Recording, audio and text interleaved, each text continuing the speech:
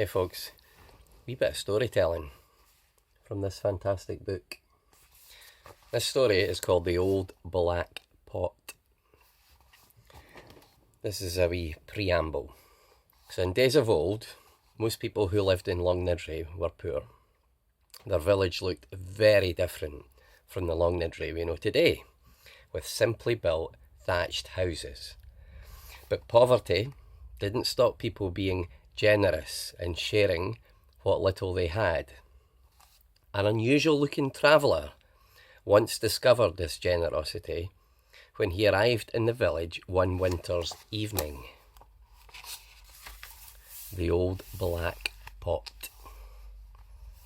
It was a freezing dark night when there was a knock on the door of a poor old woman's house in Longnidrey. She opened the door, and there, standing on her doorstep, was a scruffy-looking man, shivering. Before he even asked for help, she said to him, "Come in, you look frozen to the bone. Sit yourself down by the fire." He was very thankful for her kindness and went into the house.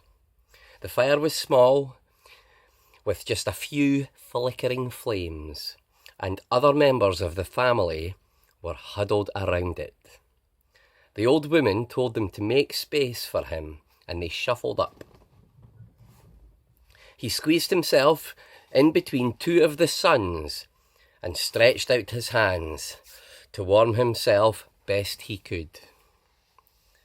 The good wife stared at him. He was a short man, with clothes that looked like they were made from a sack. He sat so close to the fire, she was afraid he would burst into flames.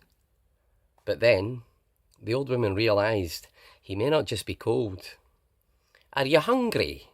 she asked. The man looked up and smiled.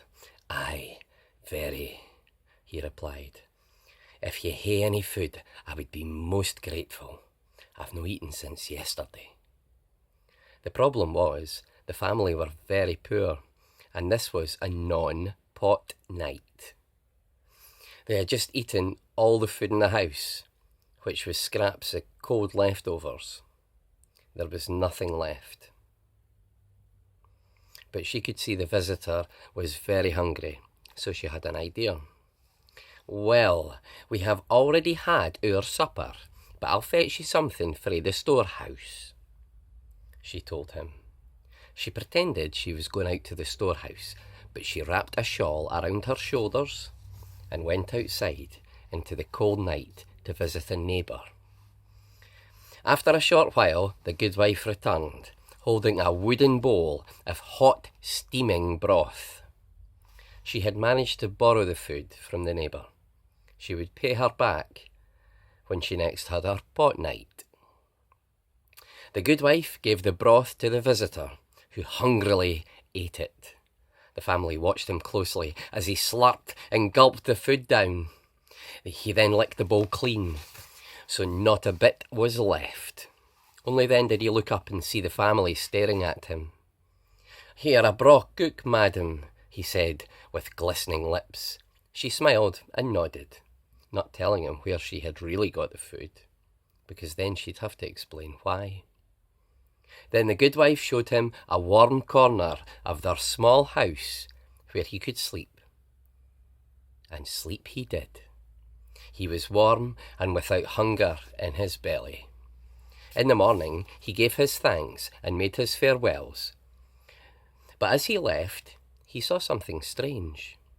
He saw the good wife carrying the wooden bowl. She knocked on the door of another house and then gave the bowl to the woman who answered. Now the traveller understood everything. The good wife had borrowed food from a neighbour to feed him. That's why the family had watched him so closely as he'd eaten the broth. They had been hungry.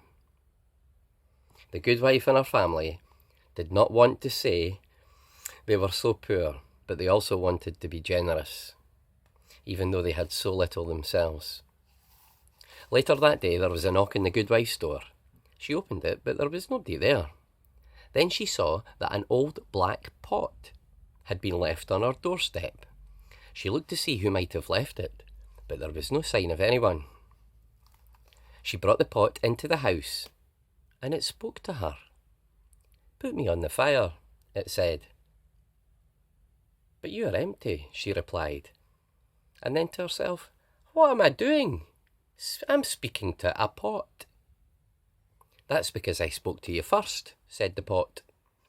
The goodwife thought she was going mad, but she did as the pot asked.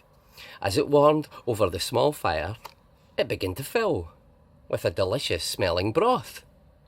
Her family came in from the fields, hungry, and they were very pleased to discover a hot meal waiting for them. "Mother, that was delicious," said one of her sons when he had finished. "Aye, well, I didn't make it," she replied. "Who made it then?"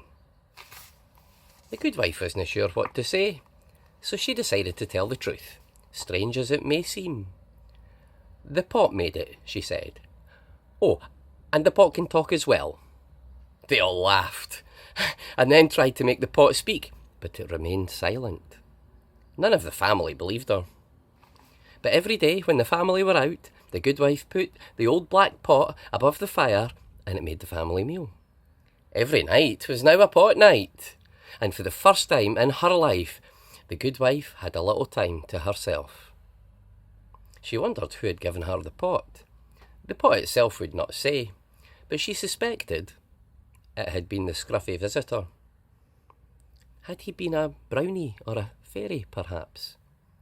She never found out, but the old black pot made her last days much more comfortable. She would often talk with it when it wasn't cooking. They had some wonderful conversations. Sadly, the goodwife died, and the pot didn't cook or talk to anyone else. It was really old looking, so the family threw it out. A scruffy man, who wore clothes which looked like they were made from a sack, found the pot and took it away. The story comes from an account by Robert Chambers.